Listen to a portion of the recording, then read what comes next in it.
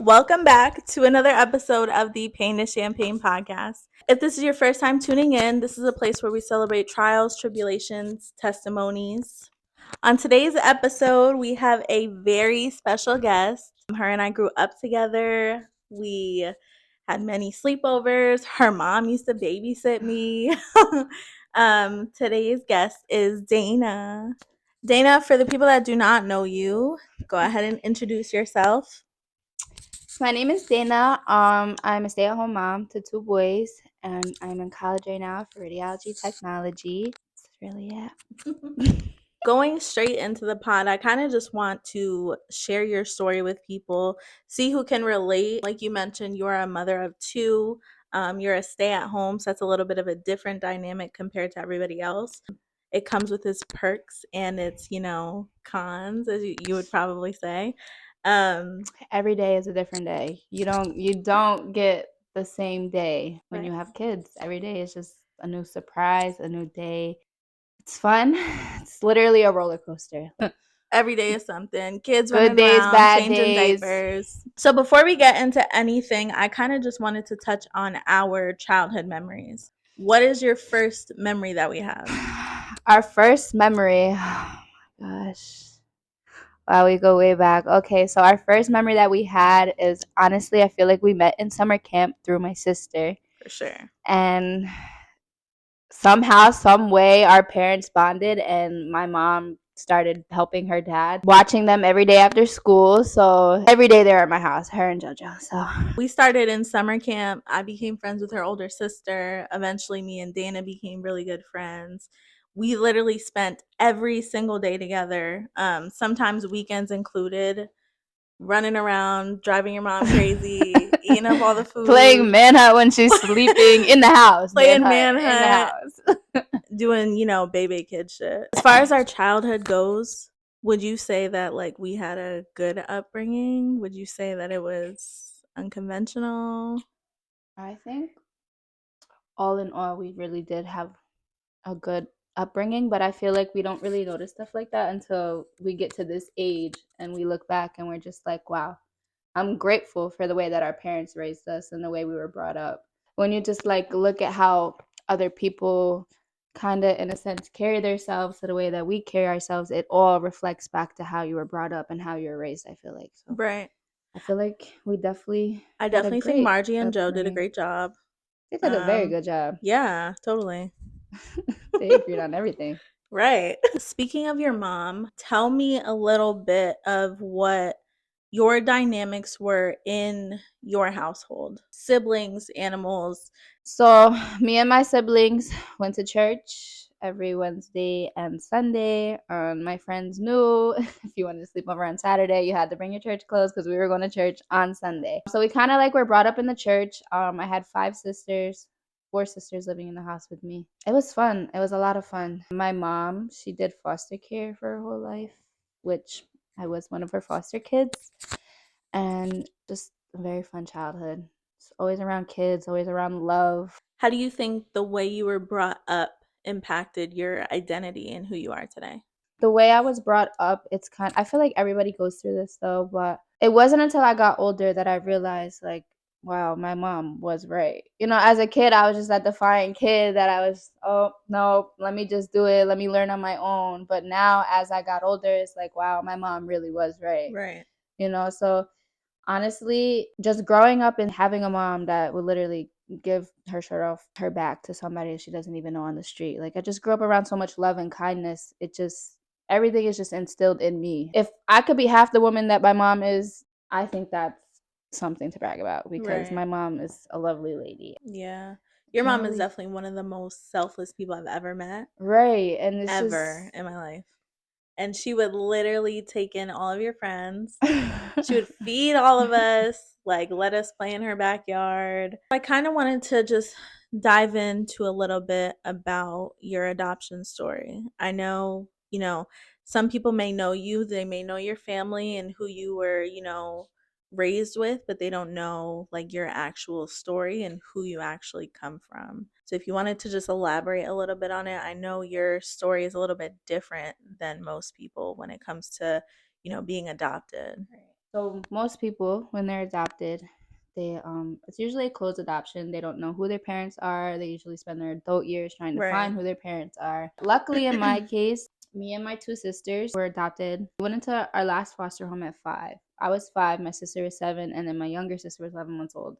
So our last foster home was with my mom, and we were there. They told us they were going to be there for 3 weeks, and then 3 weeks turned to 3 months. Ours wasn't a closed adoption. We know who our parents are. We know who our birth family is. We're still in contact with them today. They're still Right. very much in my kid's life, in my sister's life. Like, both of my parents get along. It's kind of peaceful that way. You know, I'm not really spending my adult years wondering and have so many unanswered questions. I do have Right. some unanswered questions, obviously, but like nothing that is really affecting me as an adult. So for that, I'm grateful. I feel like I was kind of young, so I didn't like have a big understanding of Couldn't it. So it recollect, wasn't, yeah. yeah. So, and especially for my younger sister, like my mom is her mom. Like there's Right. no, you know, Right. there's no, it's just, I think to me, and to sum it all up, it was a peaceful way to be adopted. Like that, there's just, there's no way to put it. Yeah. It's a peaceful adoption I think story. the open adoption thing was definitely a pro when it comes to your story, because there are people that, get Absolutely. adopted in a closed adoption and like you said, spend their whole adulthood wondering who their parents are, Hmm. wondering who they came from, wondering who they act like. And for you, you still get to be around the same people that birthed you. Right. So, like, you don't lack that sense of identity. You know what I Exactly. mean? Can you just touch a little bit on why your parents decided to take the adoption route? Honestly, this is not a sensitive topic for me, so I can definitely dig deep into it. My birth mom, she was addicted to drugs and she was an alcoholic. And then my dad just couldn't do it on his own. So there would be a lot of nights that my birth mom just didn't come home. She just, I feel like she kind of accepted the fact that she was not fit to be a mother. And Hmm. she kind of accepted the fact, like, if I can't raise them by myself and give them the life that they deserve, let me let somebody else do it. Right. And, you know, and she gave her rights up by herself. Which Nobody is forced her to do it. admirable. Yes, nobody forced her to do it. And honestly, I respect her for that, because she could have tried and we could have had a horrible life, but Right. instead she took the other route. Yeah, and I think ultimately that like led to you having such a great upbringing. You Oh, know what I mean? absolutely, absolutely. Cuz who knows like what it would have been like had you had stayed in your mom's care. Exactly. Can you touch a little bit on, cuz I know growing up we used to walk down to your parents' house. Yes. Can you touch on a little bit about what those dynamics were like, having your foster mom, well, who is your mom, and then, having your birth parents live literally 2-minute walking distance from each other. It's actually a funny story because we didn't know that they lived so close Wow. until we did. Yeah. We would, at first it was just my dad that was living there, and we would go. My dad had a 1 bedroom, a studio apartment, and me and my sisters would walk down and spend quality time with him every day. And then it came to the point where my birth mom moved in, and then we would like kind of go down there and spend time with both of them. And honestly, everything is just peaceful about it. So let's dumb it down a little bit because we got, really deep really quickly. I want to talk about school. You were a hooper. And Still was, still am. I feel like people that know you know that, Right. but I feel like there may be some people that don't know that you used to hoop. Can you just discuss your role of basketball and growing up and correlating that to your upbringing and how that kind of impacted you? I was one of those little sisters that just wanted to do everything my older sister was doing. So Right. basketball was kind of, soccer was always my sport, and basketball was her sport. I couldn't let her have her own nothing. Right, So right. I saw her taking an interest in it. So I started taking an interest in it. You remember, we used to be at the church parking lot shooting hoops, Shooting like broken hoops basketball hoop. We outside. didn't care how cold it was. We was No outside sand in the practicing. bottom of the hoop tipping Nothing. over. But it was just, I don't know, basketball kind of was like the only thing in my life that like, it's like one thing that you could never just be good. Like there's always room for improvement in basketball. Progression, Yeah, yeah. so I feel like that helped me a lot in life. Like it helped Right. me like not grow up fast, but it helped me like mature quicker than Okay. a lot of people my own age, only because basketball can teach you a lot about life if you let it, if you Mhm. apply it. In what ways? basketball, it teaches you a lot about leadership skills that you can take with you to like your job or even in school. Teamwork, it helps you bond with other people. What does basketball teach you about life? Discipline, teamwork, Oh, strategy, yes. being a problem solver. I feel like it gives you a lot of self-discipline too. And you definitely need that as an adult. Yeah. I think it takes a certain type of person to take feedback from a tough coach. Oh, absolutely. Not Oh everybody is gosh. coachable. Our coach was Which one? Lyles. She would run our asses into the ground. I feel like it helped us. It helped I us. really did. Suicides, laps, layups, It would get layups to the point until where we're cussing each other yes, out, bro. layups Like, until bro, our make the legs were shot. falling Like, off. It was horrible. Horrible. Um but I would say ultimately, like, growing up and playing sports and being involved and having those tough coaches is what kind of builds your skin for the real world, oh, because you're absolutely. always going to have to hear somebody's opinion. You're always going to have to face criticism. And ultimately, like, being an athlete is a good way to get exposed to that at a young age. So I kind of wanted to talk a little bit about your life now and what that's like. You mentioned earlier you have 2 kids. For starters, what is that like for you? I feel like a lot of people, especially people my age that have kids, a lot of young people with kids, they don't really fully take on their role as a parent. Right. It's one thing about being a parent, but it's another thing about really stepping into it and letting it become your purpose. Because I feel like once you become a parent, that's really your purpose, you know? Like, Absolutely, yeah. I have 2 kids that I have to raise now. Like, everything that I do now affects them. Everything about your life changes. You have to make different sacrifices. In my head, I'm going back to like my childhood. Like, I'm really doing it for me, like little Right. me, younger Right. me, you know? On a daily basis, what does your day-to-day life consist of? It consists of little people constantly needing me. It consists of me being overstimulated and overwhelmed and just wanting to just breathe.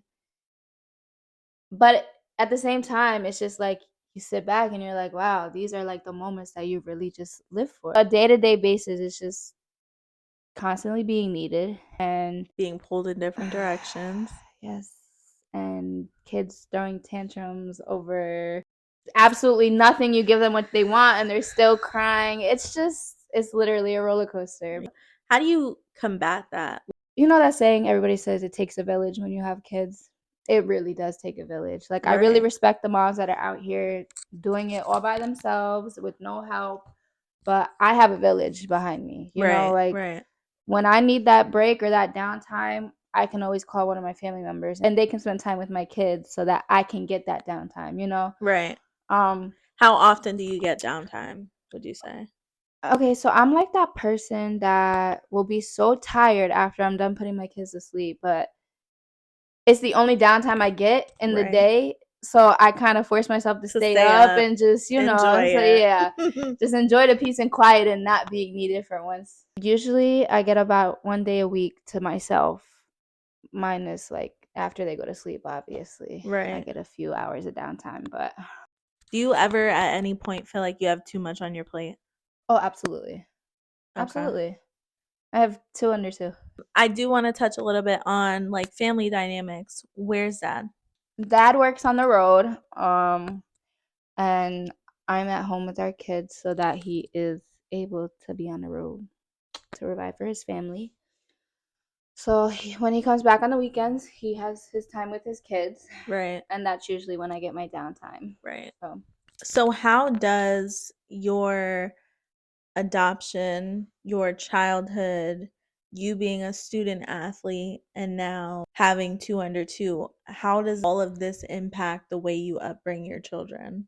my main goal really is just to be a great mom. Yeah. Like all right, there's a big difference between having somebody adopt you cuz that's your mom, but it's also not the lady that carried you for 9 months and gave Right. birth to you, Bonded you with you. know? Yeah. So I just feel like the fact that I have that bond with my kids and I am their birth mother, I want to give them that love and that just the motherly bond that I didn't have. Mm-hmm. I Do really want you, my kids to have that. now that we're on And that it's, topic, do you ever feel any resentment towards your birth mom? I tell everybody this. I respect her as a person. She's trying. Like, she does a lot for my kids. Mm-hmm. Every Christmas, I don't get Christmas gifts somewhere. Everything goes to the kids, Right. literally. Birthdays, even if they don't show up to the party, they're always invited. If they don't show up, they always drop a gift off. Right. Every birthday, every holiday, they always have something for the kids. So I respect her as a person, but in a mother aspect, I just I understand her intentions were good, but I also can't respect the fact that you couldn't get better for your kids.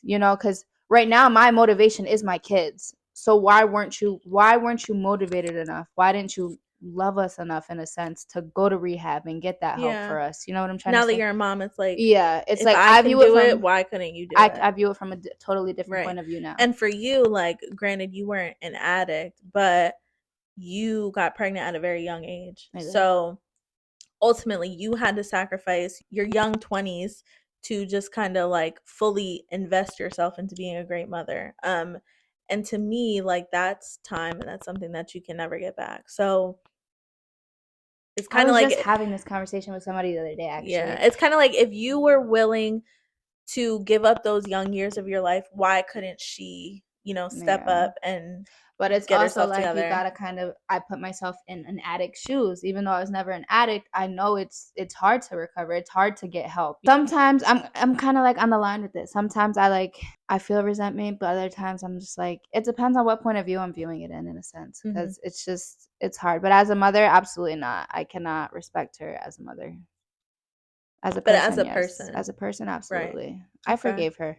I was just having this conversation with somebody the other day, though, and it's so funny that you brought that up, because everybody always says, like, I don't want to give up my 20s for kids. I want to live. I'm not living. I feel like your 20s is the years that you're really finding yourself. And a lot of people Yeah. are struggling in their 20s. So Yeah. it's actually like, why can't I do that with a kid on my hip? And then Yeah. live in my 40s. Like, I'm going to be kid free in my 40s and be I think traveling and just be I think your happy. 20s is like, so far for me, I'm going to be 25 in June. I think your 20s is all about like just discovering yourself. I Halfway to 30 is crazy. Halfway to 30 is wild. Halfway to 30 is crazy. Absolutely insane. However, I think that your 20s is literally just about finding yourself and It making is. those mistakes so that you can have a great rest of your life. Setting Mm-hmm. yourself up in your 20s to learn, grow, establish a career so Absolutely. you can live a good life for the rest of your life. And your 30s is kind of like where you get to kind of just like really enjoy life, like really just Absolutely. be Absolutely. where you want to be, whether it be career wise, whether you want to have a family, whether you want, marriage, whatever the case may be. I think your 20s is, ultimately a shit show. Oh, absolutely. And that's why people say, I don't want to give that up to, like, be a mom, but What are you you can giving still, up? yeah, you can, no, but you can be a mom while going through Right. it. What are Like, you giving up? it's going to be a little bit These streets are harder, crazy. You don't want to be in these trenches. You're better off inside with your babies. but yes, yes. Yeah, because it's been crazy. It's been real. How did your childhood experiences and your upbringing contribute to your love life and becoming a mom? Honestly, if you are shooting your shot, keep shooting your shot. If she's not answering, keep shooting your shot. Because that's how I ended up in this spot. Kids are the blessing, but the baby dad, I wanted a husband. Girl said, I didn't sign up for this. So honestly, growing up, I didn't see that happily married couple Mm-hmm. in the home. And I always told myself, like, I don't want to have kids unless I know I can give them that. I want them to have a two-parent household. I want them to see their parents loving each other, because ultimately that plays a lot in somebody's adult years. Seeing their parents love each other the right way, it really does contribute to their love life. What you see is what you want, in a sense. A lot of people are saying, I want what my folks have, because they have that real love. Right. And I feel like if you see that in the home, it's definitely what you want. But also, if you don't see it in the home, like, what I saw in my home is not what I want. I want something different. Right. And I feel like that's kind of where my head was at. And, I was in a relationship and I was focused on like us. And then along came a baby. I miscarried 5 months before I got pregnant with Zaire. Hmm. And I I don't actually think you've was so ever told me excited. that. I didn't tell you that. I miscarried. I didn't tell anybody, honestly, besides my parents knew. I told my whole family. We had a little bonfire in my house, and I told my whole family, like, I'm pregnant. But I was like, it was a poppy seed. Yeah. Like, I was like Not 4 weeks enough. pregnant. Yeah. Yeah. So, and then I literally started bleeding. I was so stressed out. Me and my kid's father, we were not in a position. Like, in our relationship, I feel like it was probably the rockiest moments of our relationship ever. I just feel like it definitely, in a sense, was God, even as horrible as it Kind of sounds, telling you but it it wasn't the just right wasn't the time. right time at Yeah. all. So I miscarried, and then I got pregnant with Zaire, and I was just super paranoid the whole time. I was so scared. Like, every time after a miscarriage, she was just so paranoid. Every time I go to the bathroom, I was like looking at the tissue and making sure there's no blood, because it's scary, because it just happens out of nowhere. So, Yeah. Did you face any like depression or anything after that? well, absolutely not.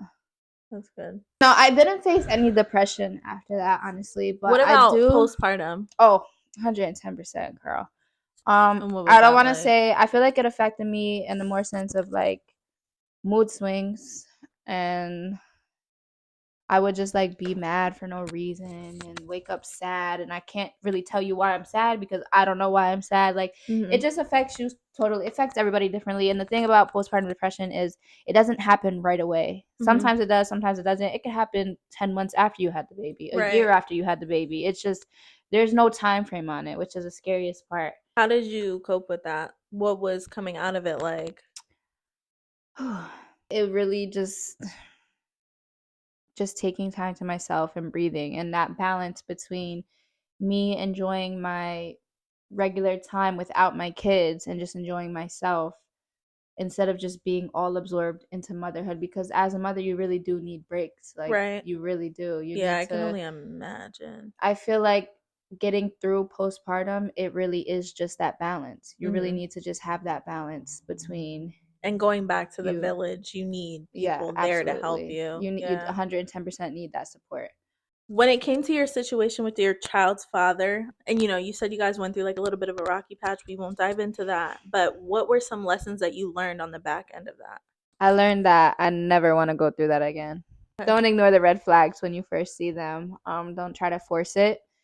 If it's meant to be, it will be. I just feel like God really will give you 1,000 signs and you'll ignore every sign. I would always say, I'm done, I'm done, I'm done, but I was never really done. And then one day you just wake up and you're really done, Yeah. and you just decide you don't want to go through that anymore. You can tell people a million times. They can be proven wrong themselves so many times, but when you're done, you're done. Like you're going to keep going back until you're finished with that.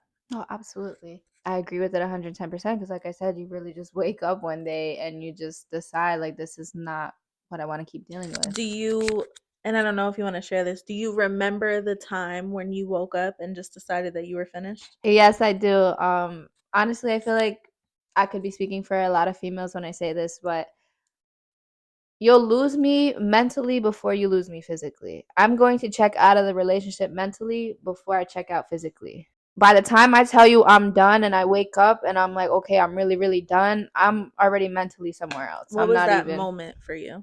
Honestly, I want to say when I was pregnant with my second son, I just kind of realized, like, I think we need time to just work on ourselves, because this is not who I want us to be for our kids. And I kind of just told myself, like, if not for me, for the kids, like, now I'm not, I could say I'm done 1,000 times and still be here, but you have kids now. Right, So I really right. did it for my kids' sake and just was like, let's work on each other before we could work with each Yeah. other. I love that for you because it takes a lot of maturity to, know that you love somebody and know that you have children with this person and you want a family with this person, but like ultimately we're just not good for each other right now. And it Right. takes so much like courage to just like And not accountability, essentially, honestly. yeah, It takes not a lot of essentially walk accountability. away, but like take a step back and be like, all Mhm. right, let me back myself up. Mhm.